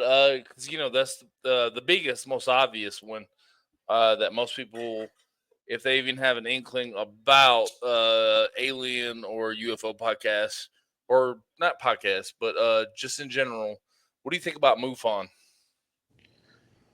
MUFON seemed like I can't remember exactly when it got started, but I know they've been around for a while. That seemed like a good effort. You don't hear too much about them anymore. There was some kind of scandal with them a couple of years ago.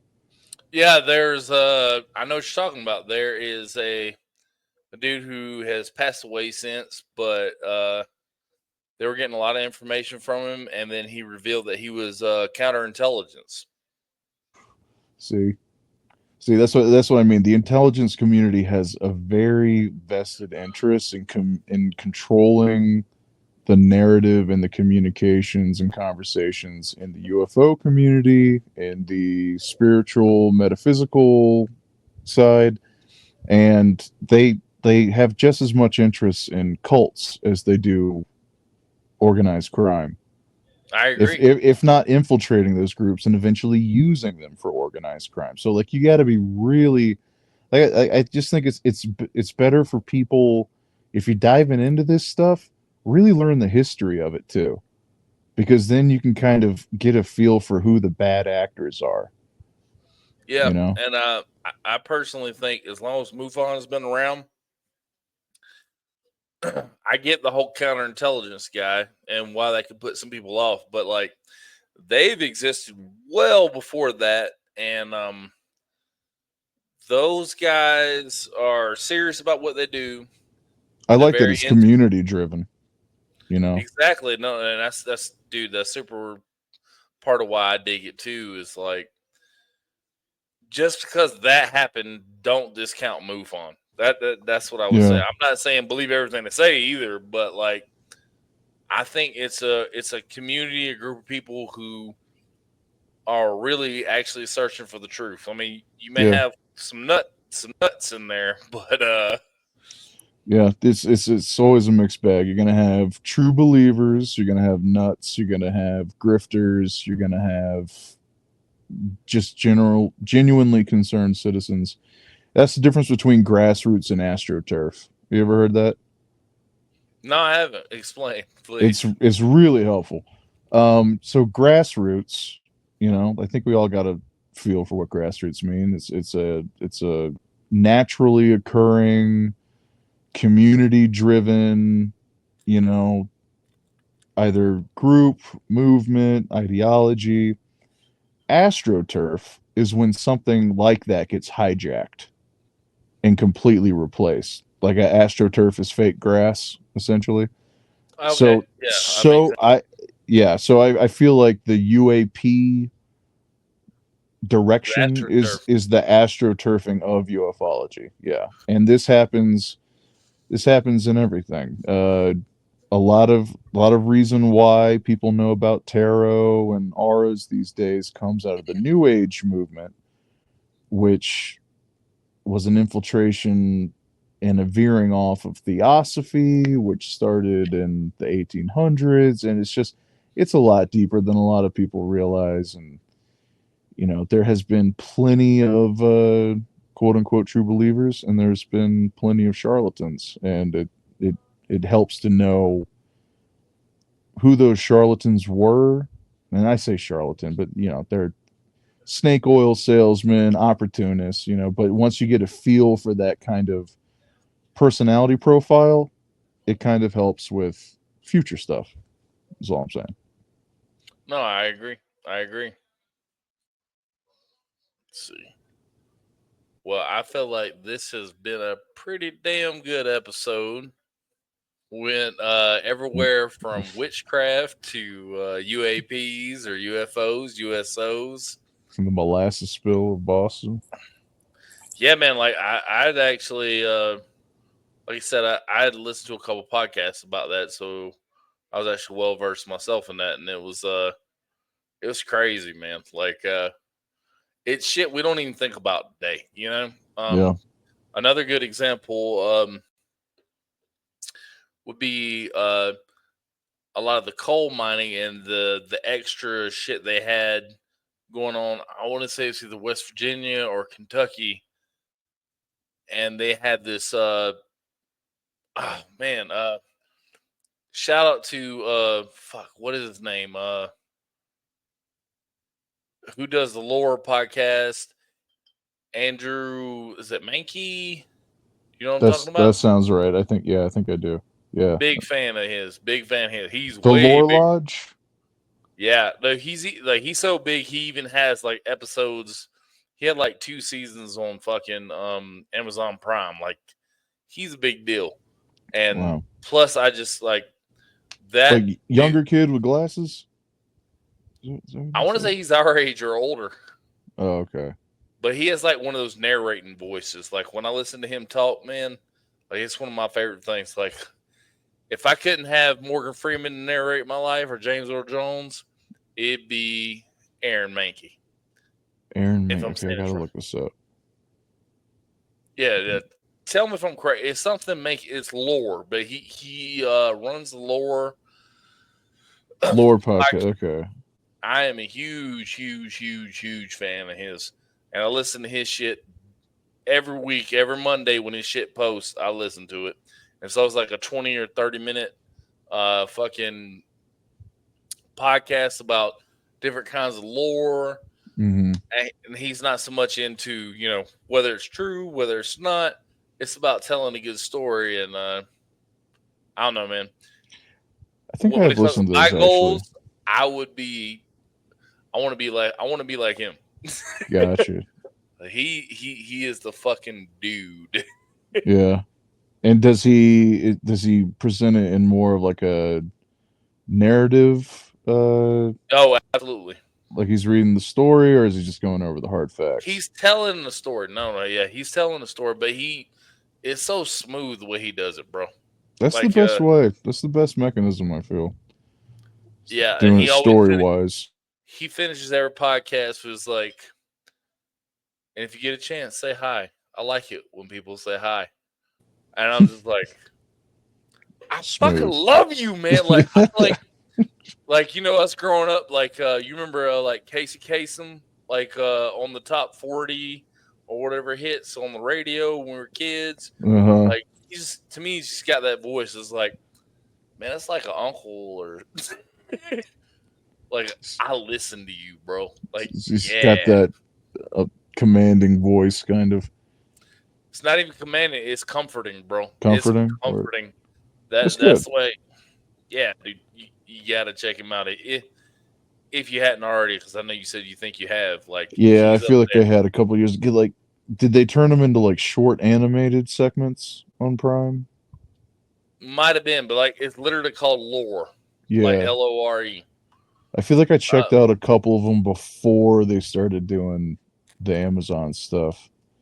But that's what I mean. Like the negative view towards these topics is so strange because this is the best stuff, Like eventually people get curious about some aspect of this, and this effort to trying to get people to stop just is gossip, but this is gossip about reality. This is gossip about myths. This is gossip about psychology. You know, it's just I don't know what is What? more interesting than that. Okay, without saying anybody's names or going too much into anything or to any person. Excuse me, I burped again. Let it What rip. I have learned and I have noticed is that actually, there's people out there that get upset about hearing about the possibility of anything that they consider their truth.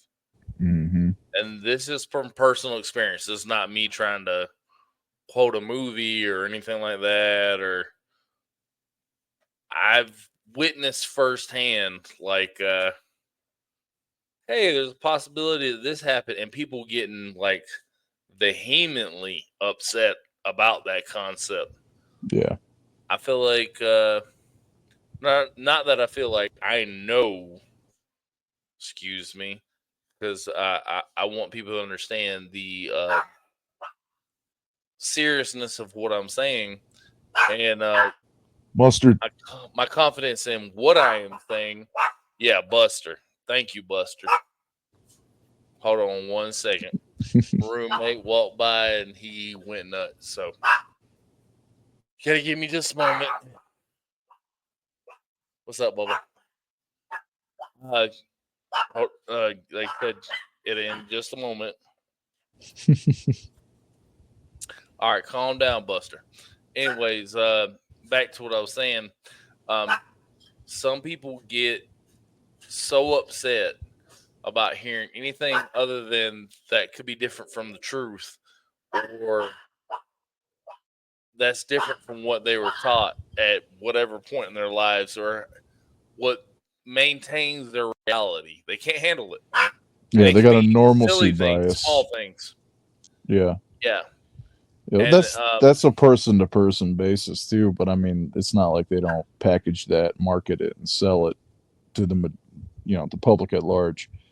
There's that's the attention to, God, I forget this word every time I'm on. I don't know why. I remember it when I'm not on the podcast. Uh, Curating. There it is. Curating. What people do in museums. They curate exhibits, right? The curating of reality as it is presented to us is not, wrong, but it neglects a lot. It leaves a lot out, and that I do believe is by design. So, and there's just, so many people, their lives are wrapped up and invested very heavily in defending that consensus reality, that normalcy bias. If they give any bit of ground to something that they can't say 100% is true or false, then some of no, dude. the cards start falling down. Dude, I'm totally with that, and even more so, I feel like a lot of mainstream science is based on that kind of shit. Like, Oh yeah. and that's what kind of And it's irritates me gate about kept that. and guarded. Like I've from what I've heard about how academia works, it's quite petty. There's a lot of backstabbing because if you have a competing theory come in, it could upend your entire business. It could upend your entire life's work. So like I kind of get it, but also you look into the Rockefellers and how much money they invested into medicine and what they did. Introduce India had this whole ancient system called Ayurveda, which is a focus on the human body and the different pressure points. And you've heard of chakras. There's all kinds of, not antiquated, but old knowledge that was passed down, and they practiced that. And when Britain went in and started colonizing India, one of the first things they did was round up all these Ayurvedic practitioners and started cutting their hands off so they couldn't practice anymore. And thus we were allowed to introduce Western medicine into that country. That, that predates the Rockefellers. But the Rockefellers did have a vested interest in kind of manufacturing pharmaceutical and medicinal band-aids rather than getting to the source of the problem. So we, health-wise, psychology-wise, in the modern day are very off the track of rational, objective human beings that our ancestors were. We do live in a mind matrix that is curated for us, and the algorithm is very good at enforcing that and keeping all of us in our lane, essentially, whatever lane that may be.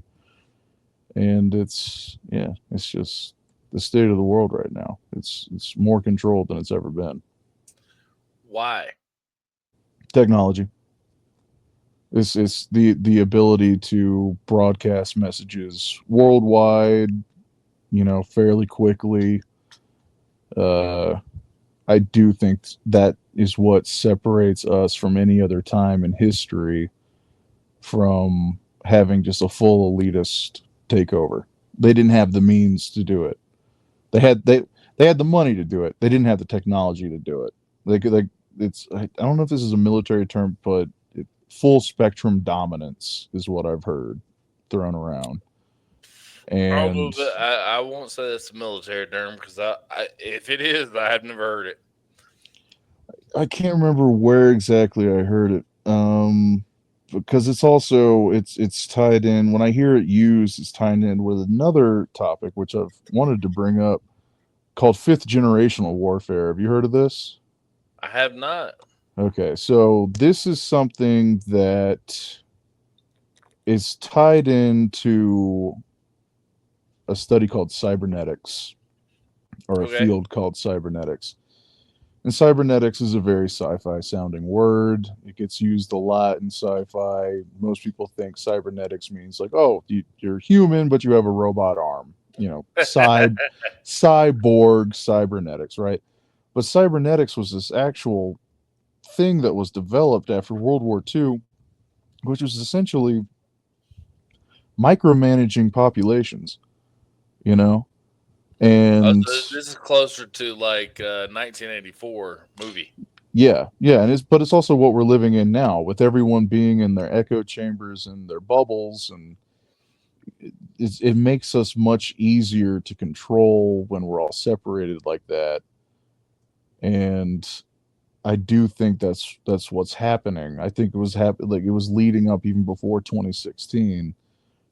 Q, I think that whole group is a test group.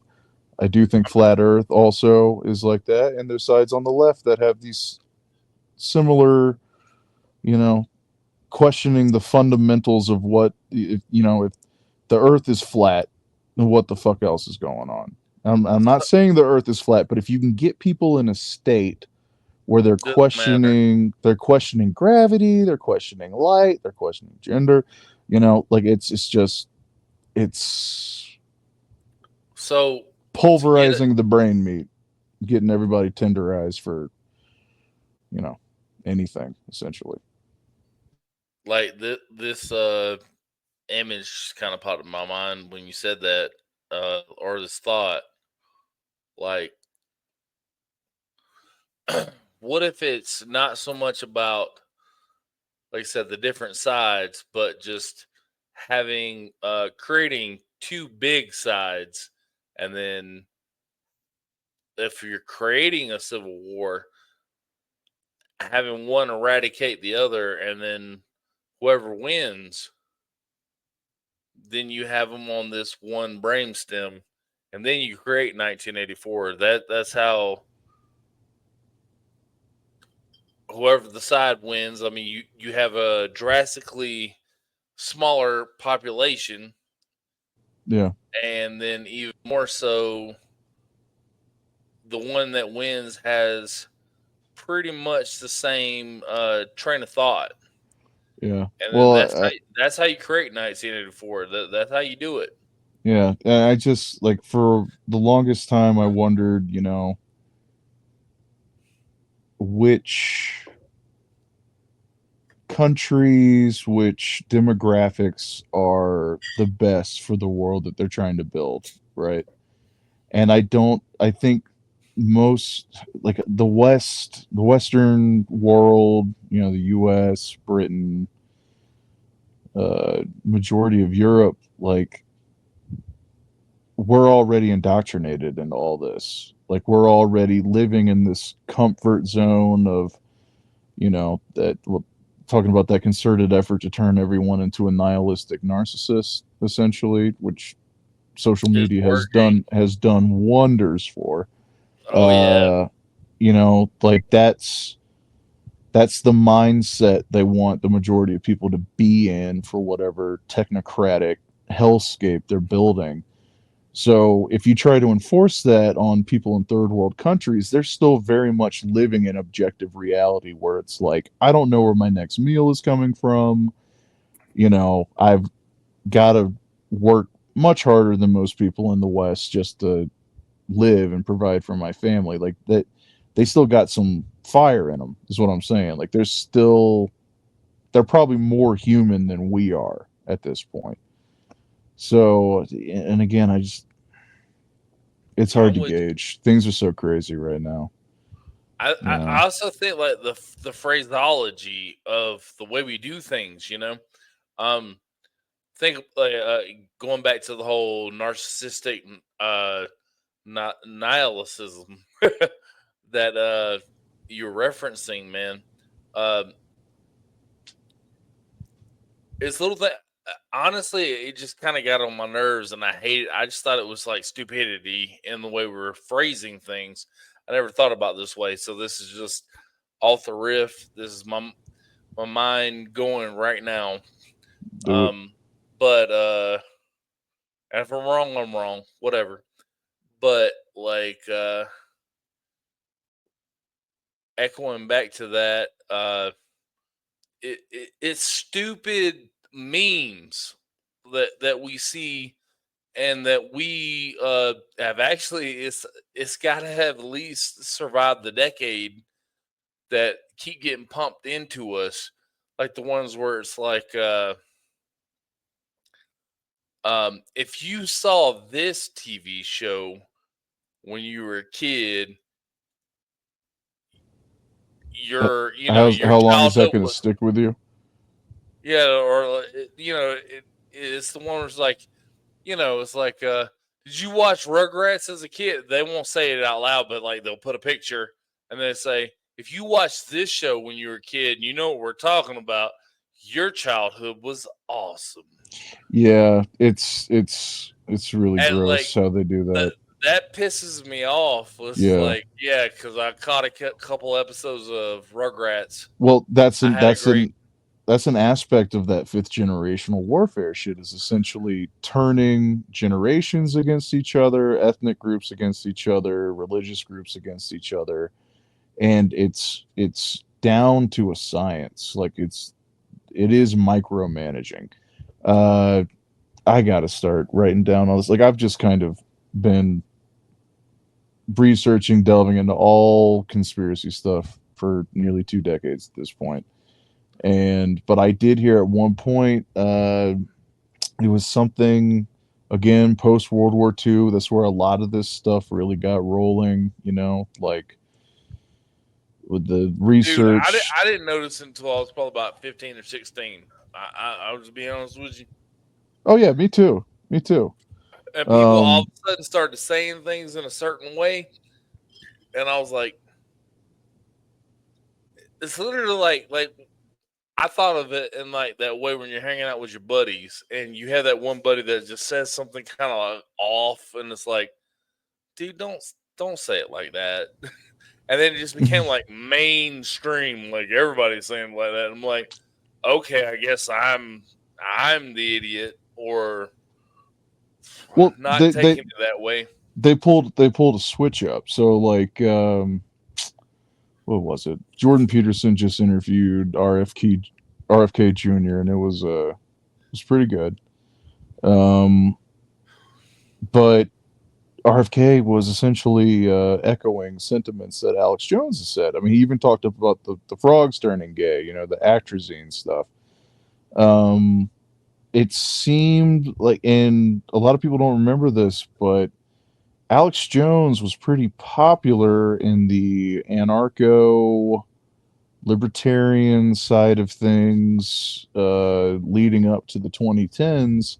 He was in a movie called Waking Life, and he was in A Scanner Darkly, that movie with Keanu Reeves Oh, and I remember Scanning Darkly. yeah. So, and that's the same director, Richard Linklater, and he comes out of Austin. So there's some group in Texas that has been there for a couple of decades. May or may not be involved with the Bushes. I'm not entirely sure, but I think we did talk about this. They have some connection with aerospace. And yeah, it just kind of seems to be in the same way that Louisiana is weird in regards to the rest of the country. They have parishes instead of counties. Texas has got something else going on, and it's been doing that for a while. Damn, we're going all over the place. I'm trying to remember.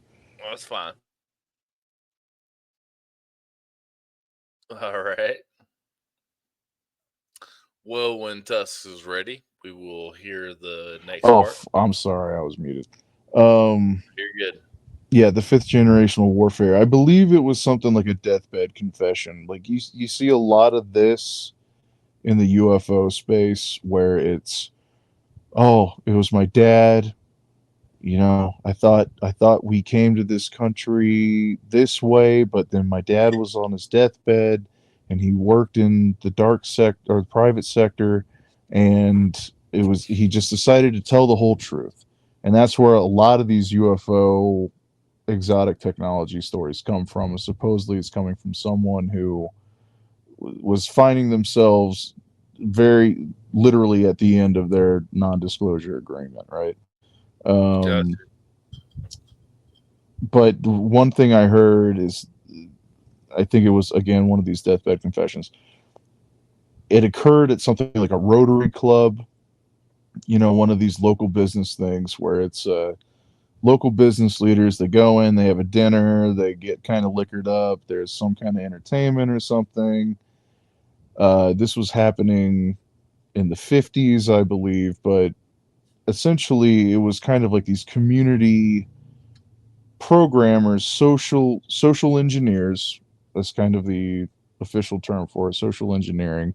You go back and look at the Fabian Society in England; they were big into this, and they outsourced it everywhere else. But this was a part of their method, is that they would send these representatives, and I do believe they were working in some kind of federal capacity, but their whole mode was, we're going to send people to all these communities all around the country and tell the local business leaders what we're going to do, like what the plan is for the country for the next some odd decades.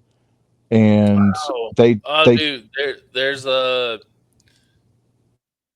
It's in New York, dude. Every so often, it's kind of like the Bohemian Grove thing, but there's a thing in New York where like all the like billionaires and stuff get together and they like Bilderberg.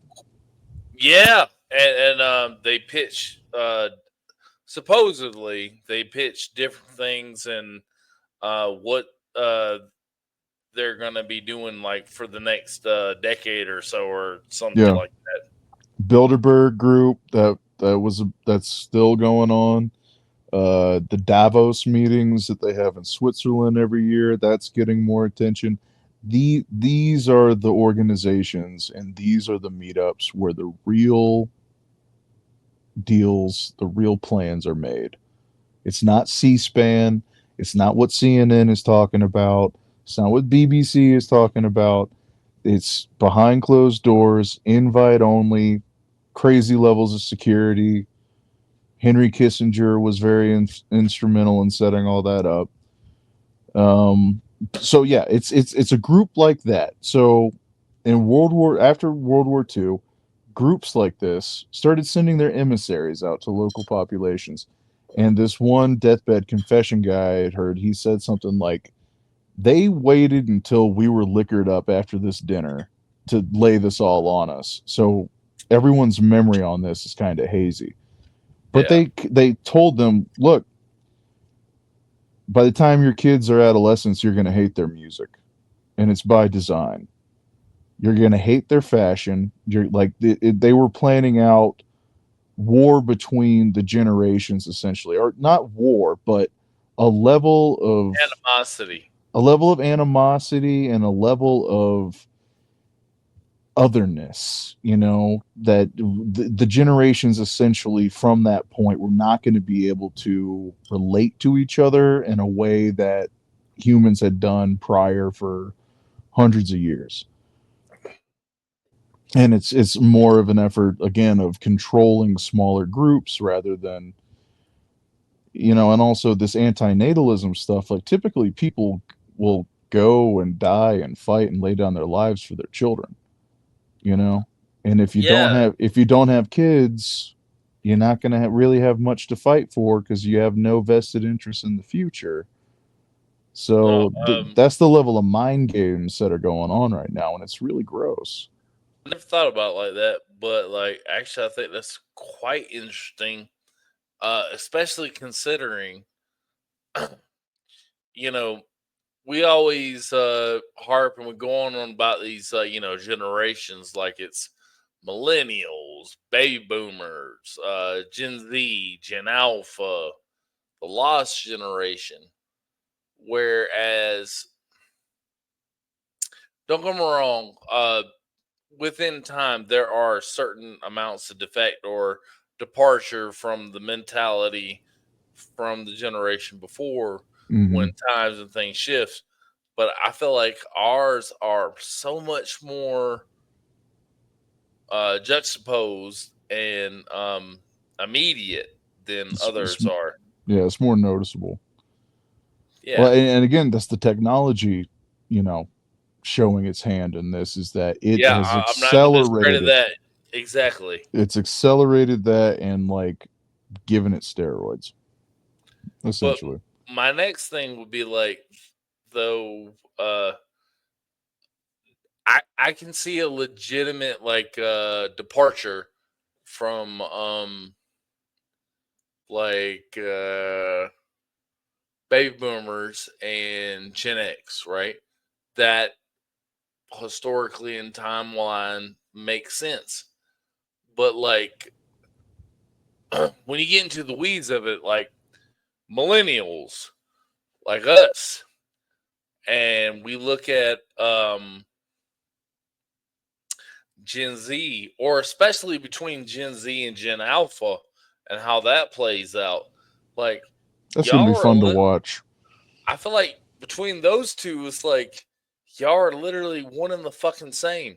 Like, To us, like, and it does seem that like but each. I mean, like, I don't get me wrong. I'm not saying there's not subtle differences, obviously, because of the rate of, you know, uh, the growth and advances in technology. But like, really, how much of a difference is there between those two? Well, it's going to be more pronounced to them because they're closer to it, but also because like I don't think Gen Alpha has hit teenage years yet. Once they do, like that seems to be like that's a universal constant. Teenagers are always going to rebel. Like Yeah, that's the hormones, and they're always going to rail against whatever came before them, and that's good. That's healthy. That keeps shit going. But when it's controlled from a top down thing, right?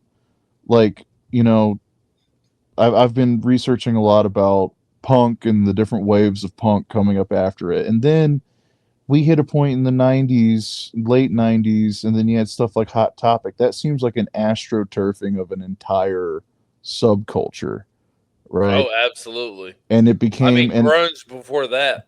exactly. So, and like I watched a video today talking about how it was a Gen Z YouTuber, and she was talking about how TikTok has eradicated subcultures, essentially.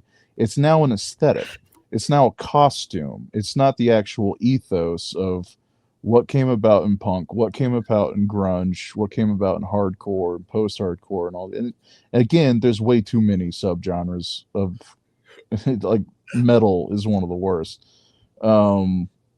But yeah, it's strange what the internet has done. We all kind of thought it was going to make everything 10 times better, but in a way, it's made everything a little bit more hollow to where it's all No, superficial. absolutely. I think a great point with that is actually when you think about like accents, Yeah, like accents are disappearing. they're dying. Yeah. Uh, I can tell you now, man, my daughter, my nieces, and my nephews, I don't think they have my mama and the ones before them, they had a stronger accent than we did, but like especially now, it really seems like dude, my nephew talks, he sounds like my nephew Kagan sounds like anybody on the internet, dude. Yeah, He don't sound like a southern person. yeah. Like not knocking him because in case you read what I love you, Caden.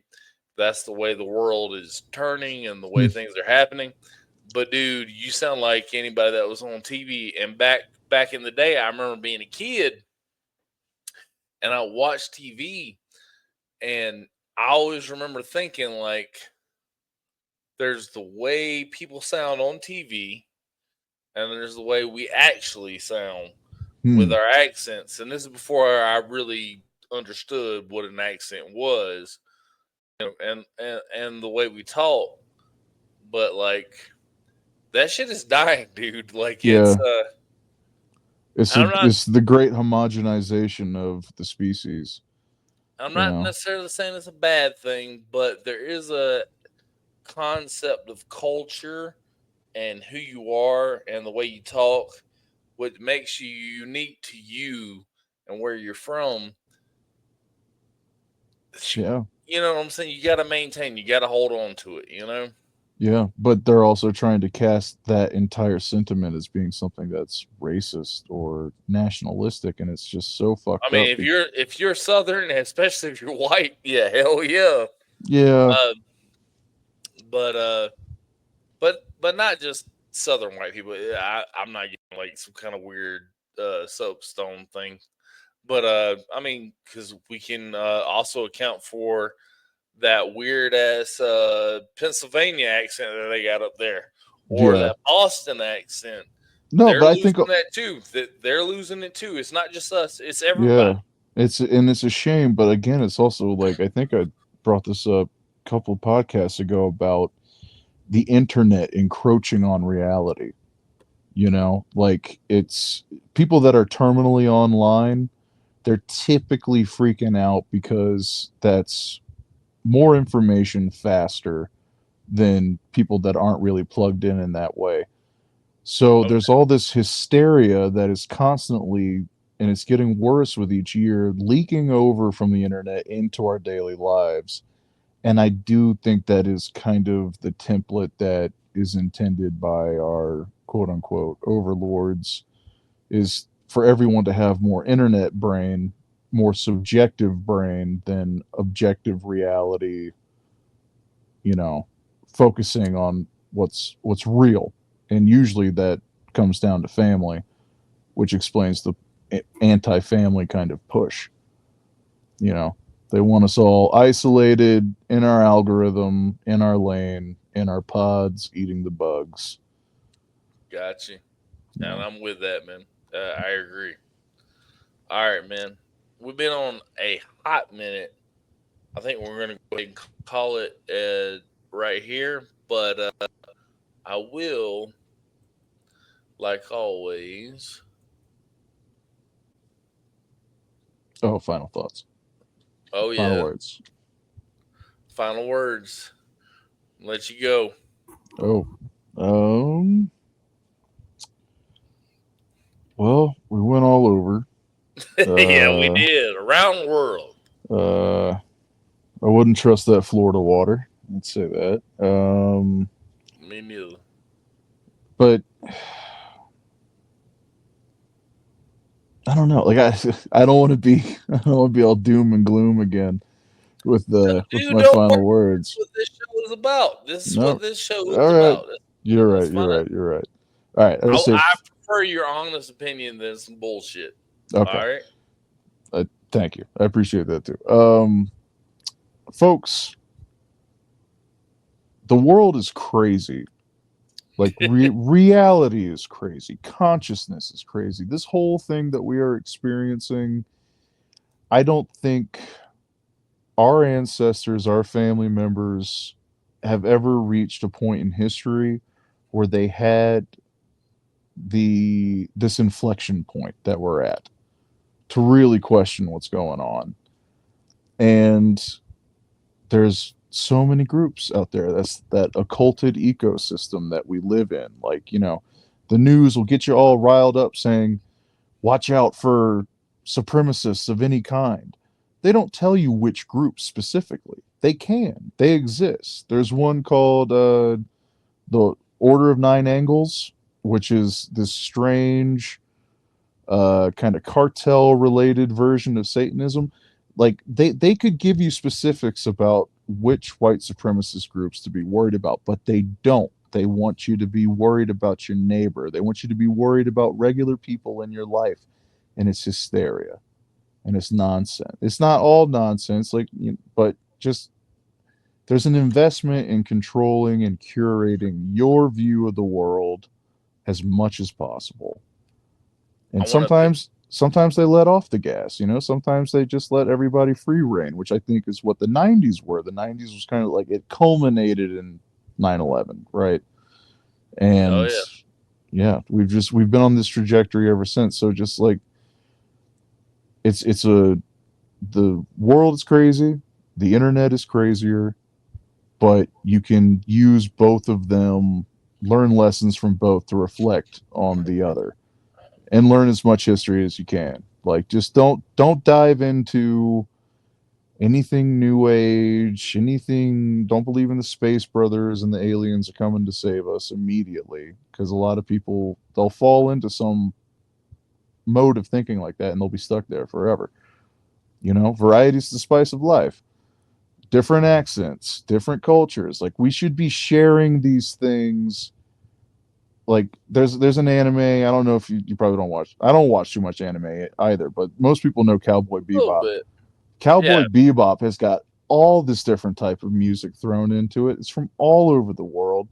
They had colonies on Mars, and when you went to Mars, when they showed Mars, it was like there was a Chinatown, there was Little Italy, like it was everybody was there, and we were all living together, cross sharing culture, and there seems to be an effort not only to stop us from doing that, but to replace all of our cultures with something else that we're not in control of. It's yeah. So we're fight for yourself and fight for other people. I'd say that. I love that. I think that was beautiful, man. Thank you. Hell yeah. I just want to say on this platform, man. First of all, I am happy that we have not been banned on YouTube with all the controversial talk we have and all the things that have been going on. But No strikes or anything yet? No channel strikes? Not for ours. Not for ours. Offensive podcast, we need to be careful. Really? Wow. Yeah, no. When it comes to this, as far as I know, we're good. But at the end of the day, I want to say, man, there's nothing wrong with being a free thinker, and there's nothing wrong with thinking for yourself. And when you're growing up, no matter who you are, whether you're a white man like I am, or whatever Tusk is, Samoan. Samoan, or a bi Asian like Jocelyn. I'm just kidding. I just like to give her a hard time because I know how much it bothers her. But there's nothing wrong with asking questions. You have that foundation that you're growing up. Sometimes shit don't add up. And I hope anyone that's listening to this, whether it doesn't matter who you are, man, or what you believe, if shit don't add up, ask questions.